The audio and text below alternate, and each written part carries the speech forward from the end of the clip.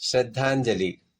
मैं आपका चेहरा याद रखना चाहता हूँ ताकि जब मैं आपसे स्वर्ग में मिलूं तो मैं आपको पहचान सकूं और एक बार फिर आपका धन्यवाद कर सकूं।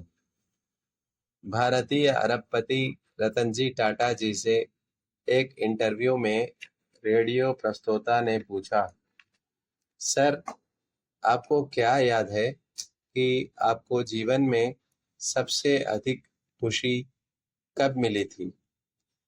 रतन जी टाटा ने कहा, मैं जीवन में खुशी के 4 चरणों से गुजरा हूँ और आखिरकार मुझे सच्चे सुख का अर्थ समझ में आया। पहला चरण धन और साधन संचय करना था, लेकिन इस स्तर पर मुझे वह सुख नहीं मिला जो मैं चाहता था। फिर कीमती सामान और वस्तुओं को इकट्ठा करने का दूसरा चरण आया, लेकिन मैंने महसूस किया कि इस चीज का असर भी अस्थायी अस्थायी होता है और कीमती चीजों की चमक ज्यादा देर तक नहीं रहती। फिर आया बड़ा प्रोजेक्ट मिलने का तीसरा चरण। वह तब था जब भारत और अफ्रीका में डीजल की आपूर्ति का 95% मेरे पास था। मैं भारत और एशिया में सबसे बड़ा इस्पात कारखाने मालिक भी था, लेकिन यहाँ भी मुझे वो खुशी नहीं मिली जिसकी मैंने कल्पना की थी। चौथा चरण वह समय था जब मेरे एक मित्र ने मुझे कुछ विकलांग बच्चों के लिए व्हीलचेयर खरीदने के लिए कहा। लगभग 200 बच्चे थे।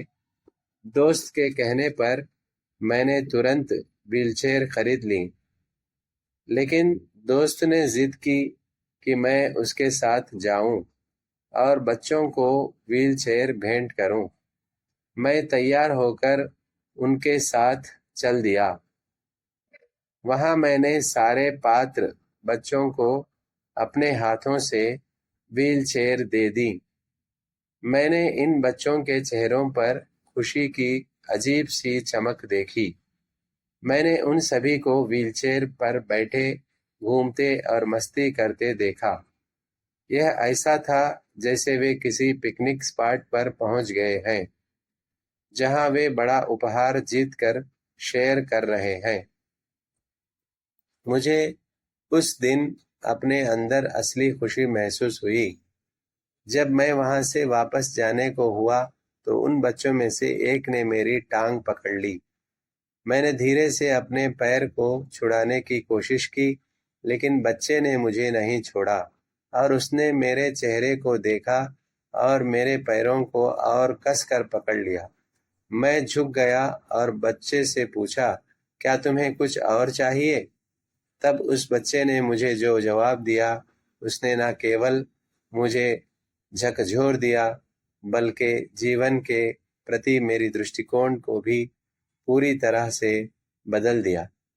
उस बच्चे ने कहा था, मैं आपका चेहरा याद रखना चाहता हूँ ताकि जब मैं आपसे स्वर्ग में मिलूं तो मैं आपको पहचान सकूं और एक बार फिर आपका धन्यवाद कर सकूं। उपरोक्त शानदार कहानी का मर्म यह है कि हम सभी को अपने अंतर्मन में झांकना चाहिए और यह मनन अवश्य करना चाहिए कि इस जीवन और संसार और सारी सांसारिक गतिविधियों को छोड़ने के बाद आपको किस लिए याद किया जाएगा। क्या कोई आपका चेहरा फिर से देखना चाहेगा? यह बहुत मायने रखता है। रतन टाटा 25 वर्ष, रतन टाटा 87 वर्ष। हार्दिक श्रद्धांजलि। दोस्तों, इस वाक़ये को गौर से सुनिए और सोचिए कि क्या हम इस तरह के अच्छे काम आगे और कर सकते हैं। तो हर एक को इस काम में आगे बढ़ना चाहिए।